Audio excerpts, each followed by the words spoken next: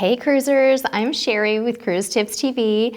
Thank you so much for joining us again for our weekly vlog. We're glad to have you back. If I sound a little bit croaky, that is because I have been sick for the last week, so I'm a little bit under the weather still, but on the mend, so please forgive my raspy voice today. Wanted to thank everyone so much for all of the thumbs ups that we've been getting on our vlogs. We were not sure how this format would be received, and we're really appreciative of all of the support. We just wanted to make sure that we said that first and foremost today in our little housekeeping section of our vlog here today. So we had some fun videos this week. Hope everybody got to see our behind the scenes cake baking fiasco. If you haven't seen that yet, it was to christen our new Cruise Tips TV logo. So as a family, we decided to bake a cake, and it was really, really funny. So if you haven't seen the time lapse of that, please be sure to check it out. It's really entertaining, to say the least. And don't laugh at us. Only nice comments allowed on the cake baking fiasco.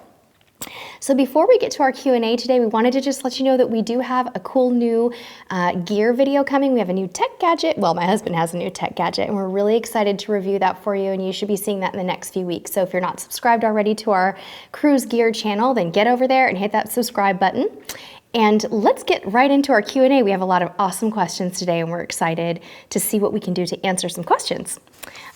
We do get a lot of questions from teens on Cruise Tips TV, and we're really excited because we have a fun one today, and hopefully we'll be able to answer a lot of teens' questions about cruising today with this particular question.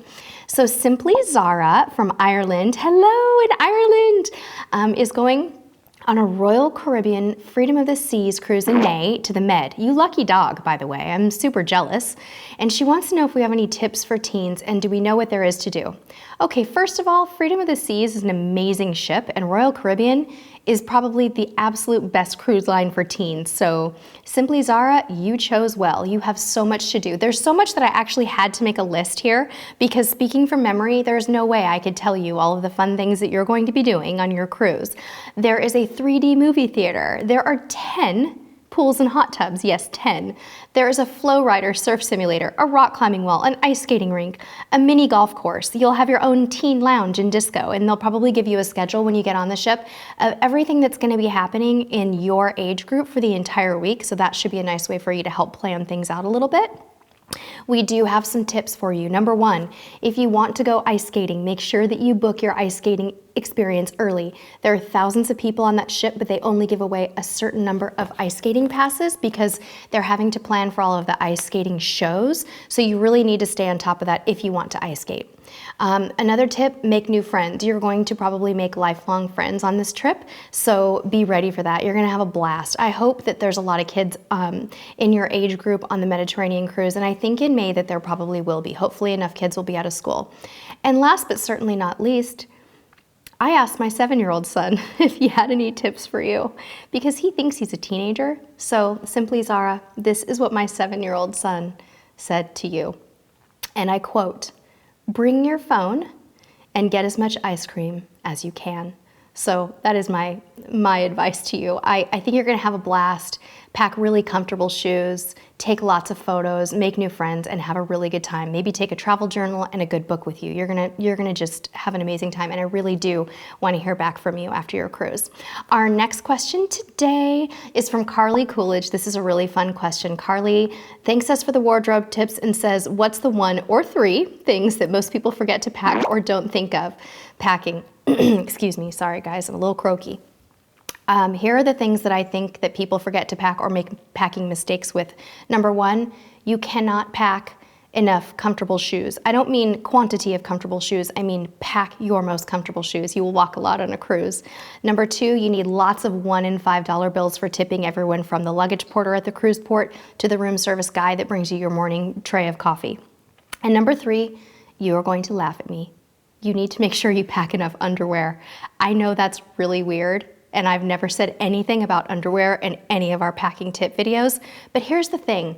On a cruise, you might change clothes 2 or 3 times a day. You might wake up and wear one outfit to breakfast and lunch, you might go swimming, and then in the evening, you might find yourself taking a shower and changing again into your evening clothes, and I am not kidding. If there's anything I have run out of on a cruise, my whole family, it is underwear. So I would pack 2 pairs a day, okay? Embarrassing, but true. I hope that was a good answer for you, Carly. Our next question is from Amanda Carmen. Amanda wants some tips on the spa.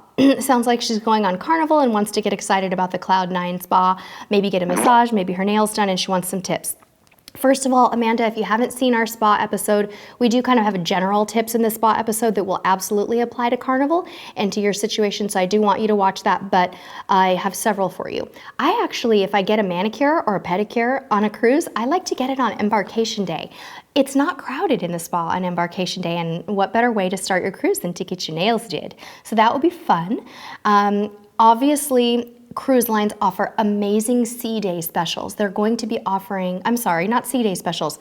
Scratch that, that's not what I meant. I mean port day specials, meaning that when the ship is in port, they're going to offer greatly reduced rates on spa services, usually some kind of a combination service. So say, for example, a normal service for 75 minutes might be $119. They might offer something for maybe $79 that's around about the same, and usually it's kind of a mix and match type of a spa service, so you might be able to get a 20-minute hot stone and a 20-minute Swedish massage and maybe a 20-minute mini facial for a reduced rate. So definitely do that on your port days if you can, and you can ask the spa if they're going to have specials throughout the cruise, but they may not tell you in advance because they don't want you to know that that's a possibility. So look in your daily newsletter for more information on that.